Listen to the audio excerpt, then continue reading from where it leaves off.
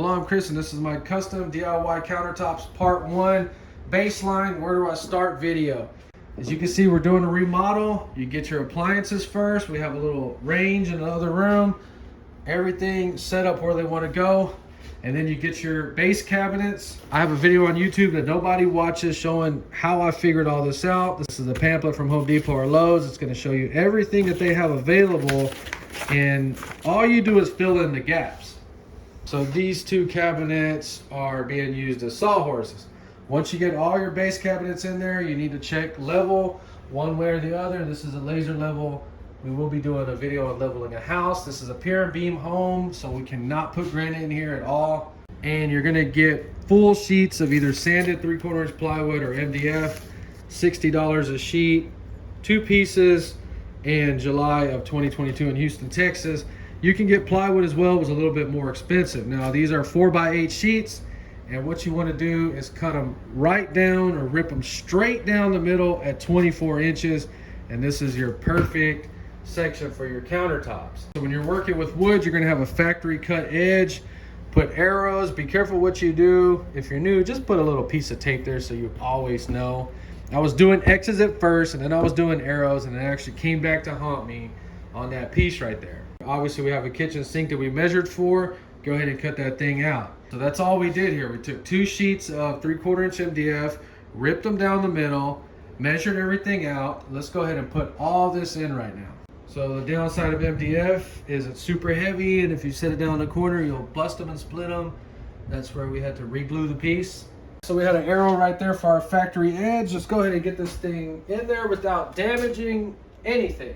All right, so we're just trying to get that thing in there for now. Good, move on. So go from the easiest to the most difficult. All right, stuff gets heavy. Be careful.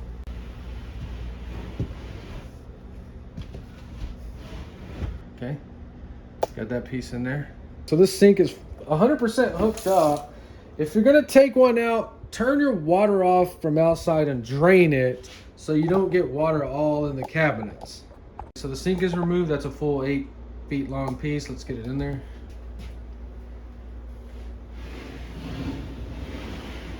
So we got that piece in there.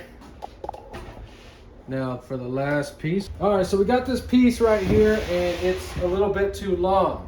The number one thing you have to realize or know about when you're cutting these pieces is use your factory edges. This is a factory edge right here, factory edge right there, factory edge, factory edge. So make all your cuts on non-factory edges and butt the factory edges together.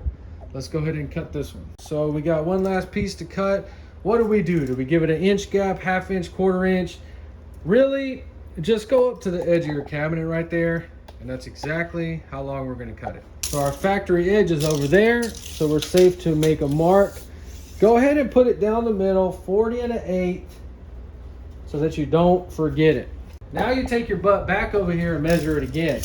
Measure it 2 times, measure it 3, 4, 5 times. You just make sure you're getting 40 1/8. So obviously the point of the video is using your factory edge. Factory edge right there, factory edge butted up against it, and now we have a factory edge with a factory edge, and we're making our cuts against the stove right here. Now pay attention to how we make a cut. So on this kind of stuff, you want this cut as straight as possible, so you're paying attention to this part of your saw right here. All right, so you want to mark it 3 times. Use something very fine to make the mark, 40 1/8, exactly on that mark. So then we're going to use this to guide our blade. We're going to move it over until we... So we like it right there, so we're going to go ahead and straighten everything back up.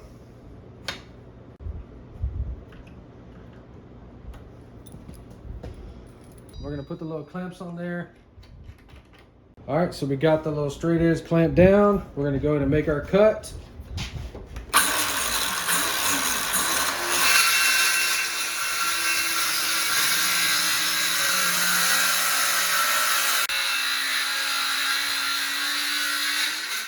Slide our new piece in.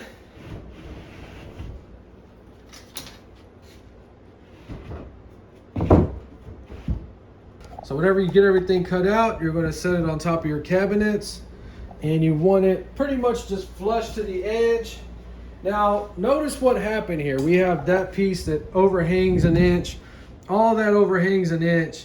So I'm guessing they started selling this MDF at 49 inches. They give you an extra inch in case you bust up the edges, in which I did bust the edges up, but I didn't know. So there's one thing you can learn from this video. So some people out there are gonna say, well, you want an overhang on your countertops, don't you? Well, you do on your countertops. This is the base or foundation for our countertops. Let's check that out. So this is our foundation for our countertops. This is gonna stay here no matter what. Whatever countertops we do go over this. So this is 3/4 inch MDF, and we're gonna pretend that this is granite. In case you didn't know, this is how they get that edge on there. They cut a strip like this. That's the granite slab or silestone or whatever. And they just put it to the edge like that and glue it. So what we're doing here is we're creating an edge for our test piece. We're not doing manufactured stone, no solid surface, no granite. We can't do that stuff in this house because this is a pier and beam home, and I just had to level this. And the last thing in the world, even if my friend backed up with a granite countertop right now, I would not put it in this house, because mine I already know is gonna crack right there in a couple of years, and I would freaking lose my mind. So we have to do something that's somewhat flexible. Part 2 is gonna be the experiments. Making this video right now so you guys and girls give me ideas if you're interested, if you're even watching. Nobody watches my DIY videos. I don't know why. The first test we're gonna do is epoxy, because if it does what it's supposed to do, that's it. All we need to do is do an epoxy countertop. And I got a really good idea that I'm gonna share with you that is gonna blow your mind of how simple it is and how badass it turns out. So we're gonna be doing a flooring countertop. And regardless whether it's pieces of marble, tile, whatever, cannot take any piece of marble or tile, stick it on the edge like that and think you're gonna stick it like that. That is gonna look like garbage. Okay, and before you say, hey Chris, man, they make tile for countertops, dude, with edges. Dude, we're gonna be doing that in part 2 as well. We're not talking about tile made for countertops, we're talking about tile and flooring on a countertop. So whether it's marble, tile, whatever, you're gonna stick it on there, get you a flat edge, factory side, and butt the tile up to the edge. And then you're gonna take some kind of fancy edge piece and stick it on here like that and glue the crap out of it so no water goes in there. And can you imagine using this waterproof flooring for a countertop with that edge on there? You already know that that's going to look beautiful, but the problem is, where do you get your edge piece? Because this is just a freaking yardstick from Home Depot. But you get the idea. We could even possibly buy these and use them. To be honest with you, that actually looks really, really good. But that's what we're going to do in part 2, is figure out what can we use for an edge. And of course, we're going to make a sample piece using a few types of flooring. All right, so let's see if the glue has dried. So once the edge is on there, they take a 1/4 inch round over, that's the most popular, and put a little round face on it. And you can do that at the bottom as well. And they take the whole granite and put it on there, and they put it on there just like that. And there's that countertop look that you see all over the place. So you see how we have our base foundation right here. Now this is going to be all caulked and everything and secure, and then you take your finished countertop and stick it over like that. So just giving you an idea in case you want to experiment right now. You're going to make you a little piece like that, and then you're going to practice all your countertop experiments on this. And just like earlier, then when you get your countertop done, you're going to set it right on top of there, and you're done, ready to go. Okay, so we had nothing and now we have something. So if you had family or you had to use this temporarily, you might want to go with plywood, and you want to prime this stuff before you just let it set up. Water is going to make its way in the corners and edges back there, and you'll never even notice it. You get ready to do your countertops, guess what? You're going to have to replace half of it or whatever. So I'm actually very thankful that I was able to do this today. This house was extremely out of level for probably 50 years. We're gonna have a video on how to level a house. And I had to let this whole area right here settle back down. And that took about 6 months.